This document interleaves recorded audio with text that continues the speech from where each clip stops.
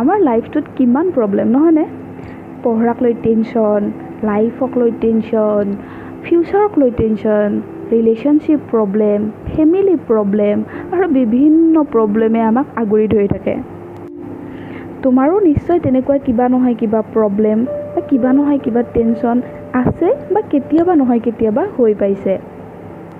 আৰু যেতিয়াই আমাৰ লাইফত কিবা প্ৰব্লেম হয় বা কিবা টেনশ্যন আহে তেতিয়া আমাৰ মনত ফাৰ্ষ্ট কথা আহে, হে ভগৱান মোৰ লগতহে কিয়, মোকেনো পোৱা নাই বাৰে বাৰে। কিন্তু ইণ্টাৰেষ্টিং কথাটো কি জানা? তুমি যিটো সময়ত ভাবি থাকা হে ভগৱান মোৰ লগতহে কিয়, ঠিক সেই সময়তে আন 10জনেও একেলগে ভাবি থাকে হে ভগৱান মোৰ লগতহে কিয়।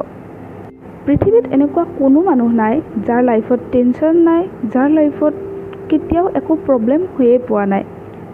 সকলোৰে লাইফত প্ৰব্লেম থাকে, কিন্তু প্ৰব্লেমবিলাক বেলেগ বেলেগ হয় যিহেতু সকলোৰে লাইফটো বেলেগ বেলেগ। কিন্তু লাইফৰ সকলো সমস্যাতকৈ ডাঙৰ সমস্যাটো কি জানা? আমাৰ লাইফত যেতিয়া কিবা সমস্যা আহে আমি সমস্যাটো সমাধান কৰিব নাচাওঁ, আমাৰ লগে লগে এটাই কথা, হে ভগৱান মোৰ লগতহে কিয়। এটা কথা কি জানা? তোমাৰ লাইফত কিবা সমস্যা আহিছে তাৰ মানে তোমাৰ জীৱনে তোমাক কিবা এটা শিকাব বিচাৰিছে।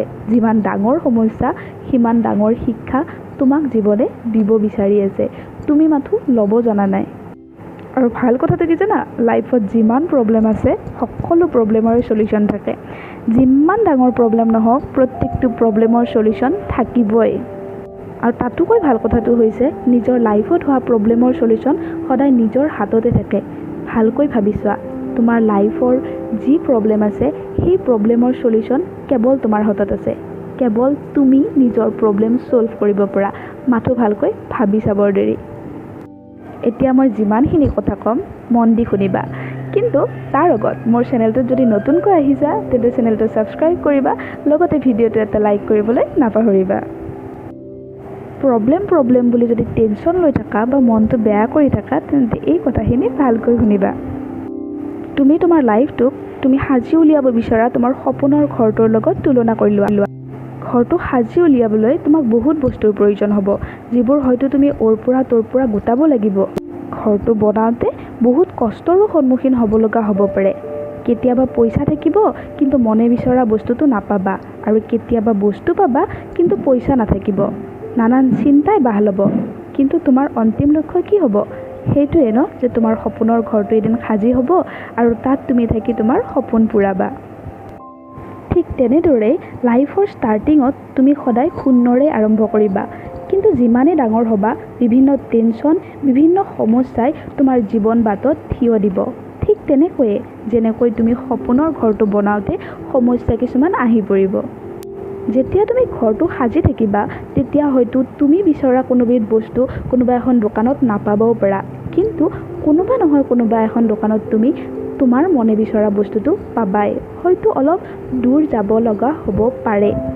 ঠিক তেনেকৈয়ে তোমাৰ জীৱন বাটত খোজ দিওঁতে আগত সমস্যা দেখা দিছে যদি জীৱনৰ অন্য এটা বাট তোমাৰ বাবে খোলা থাকিবই, যিটো বাটত সমাধানে তোমাক লগ দিব।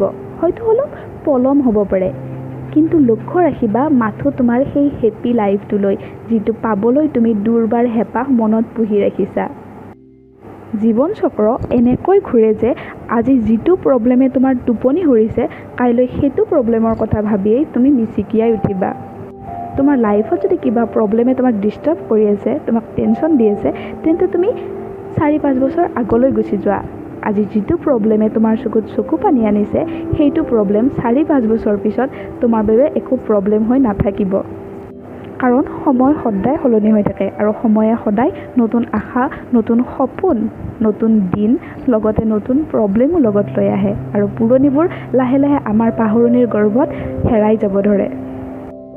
জীৱনত সমস্যাটো আহিবই, কিন্তু সমস্যা দেখি সমস্যাৰ আগত হাৰ মানি নাযাবা।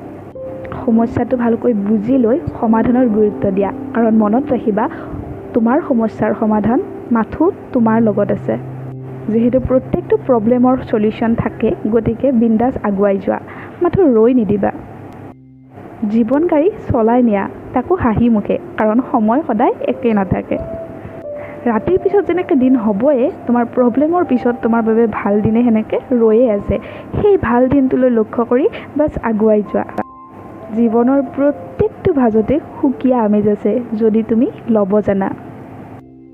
আৰু শেষত এটা কথা ক'ম, যদি তোমাৰ লাইফত এনেকুৱা কিবা প্ৰব্লেম আছে যিটো প্ৰব্লেমৰ চলিউশ্যন তুমি বিচাৰিতো আছা কিন্তু বিচাৰি পোৱা নাই, তেন্তে তুমি মোক তোমাৰ প্ৰব্লেম শ্বেয়াৰ কৰিব পাৰা। মোৰ ইনষ্টাগ্ৰামৰ লিংক মই তলত মোৰ ডেছক্ৰিপশ্যন বক্সত দি দিম, তাত মোক মেছেজ কৰিবা। Thank U.